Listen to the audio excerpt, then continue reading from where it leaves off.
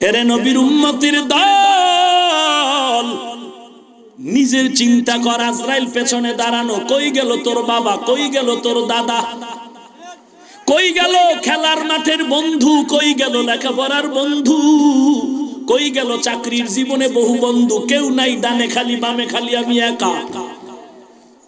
একদিন ডাক আসলে কান্না করলে কেউ ধরে রাখতে পারবে না। পায়ে হালি ও যুবক, বৃদ্ধ বাবাজি, ও পর্দার আড়ালের মা, মনে করছো আজকে আমরা টুপি মাথায় দিয়া ভেজালে আছি? না না, আজকে যদি আমি শার্ট প্যান্ট টাই লাগায়া এরপরে আমি গান গাইতাম, কে বাধা দিত? কিন্তু না রে বাবা, জীবনে একটা হাফ প্যান্ট দুলের কথা, ফুল প্যান্টও পরি নাই, লম্বা গোল জামা পরেছি, লুঙ্গি আর পা জামা পরেছি। এরে আল্লাহর বান্দা, অনুরোধ করে বলছি, এত কষ্ট করে শীতের মধ্যে ফজরের নামাজ পড়ি, ঠান্ডা পানি দিয়ে ওযু করে, এরপর নামাজ ছাড়ি না রে বাবা। এত গালাগালির পরেও টুপি ফালাই না, আবার অন্য কাউকে গালিও দেই না রে বাবা। পাঁচকল্লি মাথায় দিয়া অন্য টুপিওয়ালারেও গালি দেই না, হিংসা করি না। তুমি কেন আমারে করো? আসলে তুমি আমাকে করো না, তুমি নবীর সুন্নতের করতেছো। আমি গোল জামা পরে তোমার শার্ট প্যান্ট ওয়ালারে তো গালি দেই না, হিংসা করি না, তুমি আমাকে কেন করো? তুমি আমাকে করো না, নবীর আদর্শকে করতেছো। এরে নবীর উম্মতের দল, এত হিংসা তোমার অন্তরে জন্মাইলো কেন রে বাবা? আমি তো তোমার বিরুদ্ধাচরণ করি না।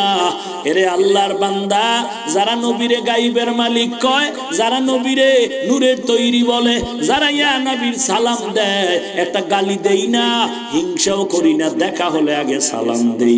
অথচ তুমি আমাকে হিংসা করো, আবার ফতুয়া দাও সালাম পর্যন্ত দেওয়া যাবে না। এত যদি হিংসা রাখো তো বেঈমানেরা কি করবে রে মুমিন? নবীর মোহাব্বত অন্তরে জমায় নাও। যারা বলবে আমরা নবীর উম্মত, মুসলমান সবাই আমরা একদম। চালাকি সার, মাযহাব মানো না কেন? কয় নবী মানে নাই। তাবলীগ করো না কেন? কয় নবী করে নাই।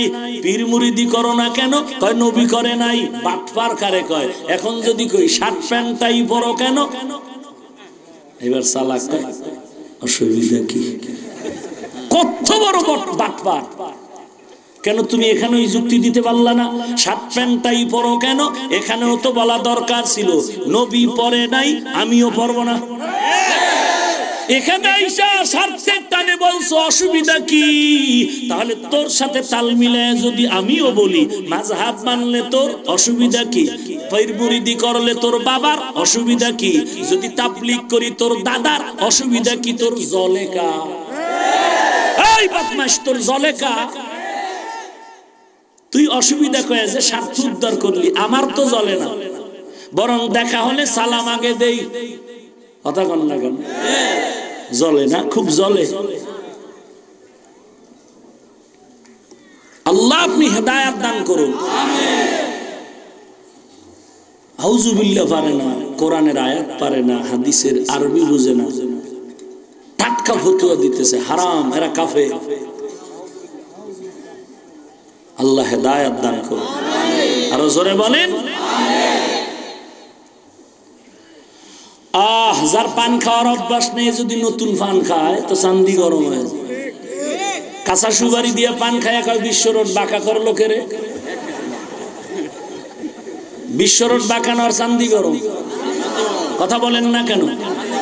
মিয়া আটার রুটি খাইয়া ডাউল খাইয়া মাদ্রাসায় পড়তে পড়তে 20 বছর গেল, চুল গেল, এরপরও আমাদের চালাকি করার জন্য কোনো সাহস নাই, অন্তরে বড় ভয়।